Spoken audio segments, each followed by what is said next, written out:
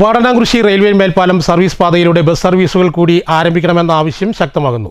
രണ്ട് വശങ്ങളിലും എത്തി ബസ്സുകൾ മാറിക്കയറേണ്ട സ്ഥിതി തുടരുന്നത് യാത്രക്കാർക്ക് കൂടുതൽ ബുദ്ധിമുട്ട് ഉണ്ടാക്കുന്നുണ്ട്. ടോറസ് ഉൾപ്പെടെയുള്ള ചരക്ക് വാഹനങ്ങൾ കടന്നുപോകുന്നത് നിയന്ത്രിക്കാൻ പോലീസ് ഇടപെടണമെന്ന ആവശ്യവും ശക്തമാണ്.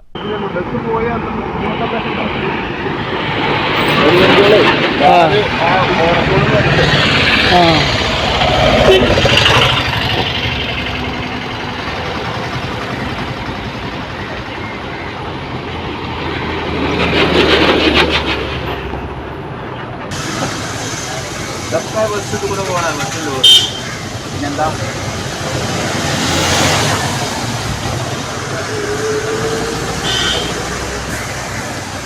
ഈ യാത്രക്കാർക്ക്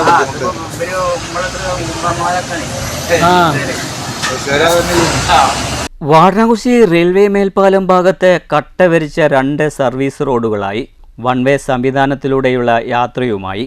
എന്നിട്ടും ആവശ്യങ്ങൾ തീരുന്നില്ല. ഇന്നലെയാണ് രണ്ടാമത്തെ സർവീസ് പാത ഗതാഗതത്തിനായി തുറന്നുകൊടുത്തത്.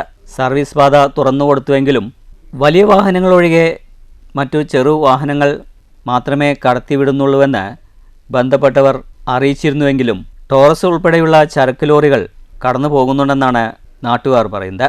ഇത് അനുവദിക്കുകയില്ല. ഇങ്ങനെയെങ്കിൽ ബസ് സർവീസ് കൂടി ആരംഭിക്കണമെന്നാണ് നാട്ടുകാർ ആവശ്യപ്പെടുന്നത്.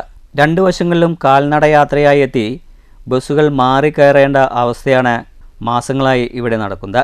പാത തുറന്നു കൊടുത്തിട്ടും ഈ സ്ഥിതി തുടരുകയാണെങ്കിൽ യാത്രക്കാർക്ക് ഏറെ ബുദ്ധിമുട്ടുണ്ടാക്കുന്നുണ്ട്. യാത്രക്കാരുടെ ദുരിതം മാറാൻ പാതയിലൂടെ ബസ് സർവീസ് കൂടി ഉടൻ ആരംഭിക്കണമെന്നാണ് block Congress vice president A Srinivasan, Abhilash Azeez എന്നിവർ ആവശ്യപ്പെടുന്നത്. ഈ വഴിക്കുള്ള പട്ടാമ്പി ഷൊർണൂർ വഴിക്കുള്ള ബസ്സുകൾ വിടാനുള്ള സംവിധാനം അധികൃതരുടെ ഭാഗത്ത് നിന്ന് വേഗം ഉണ്ടാവണമെന്ന് അഭ്യർത്ഥിക്കുന്നു. കാരണം എന്താ വെച്ചാൽ 7 മണി കഴിഞ്ഞാൽ ഈ വഴിക്കുള്ള ആളുകളുടെ യാത്ര ഭയങ്കര ദുസ്സഹമാണ്. കാരണം ബസ്സുകൾ ഉണ്ടാവില്ല. സ്ത്രീകളും കുട്ടികളും അടക്കമുള്ള ആളുകൾ വളരെ ബുദ്ധിമുട്ടാണ് ഈ വഴിക്ക് യാത്ര ചെയ്യാൻ. സ്വകാര്യ വാഹനങ്ങൾക്ക് മാത്രമേ യാത്ര ചെയ്യാൻ പറ്റുന്നുള്ളൂ. അതുകൊണ്ട് ഇന്ന് തന്നെ ബസ്സുകൾ വിടാനുള്ള തീരുമാനം ഉണ്ടാവും, അധികാരികളുടെ ഭാഗത്ത് ഉണ്ടാവണമെന്ന് അഭ്യർത്ഥിക്കുന്നു. പിന്നെ ചരക്ക് വാഹനങ്ങളുടെ യാത്ര ഈ വഴിക്കൽ ഒഴിവാക്കുക. അതിന് പോലീസിൻ്റെ ഒരുപാട് സംവിധാനങ്ങളുണ്ട്. അതിന് ഒരു മുൻകൈ എടുക്കണം എന്നുകൂടി അഭ്യർത്ഥിക്കുന്നു.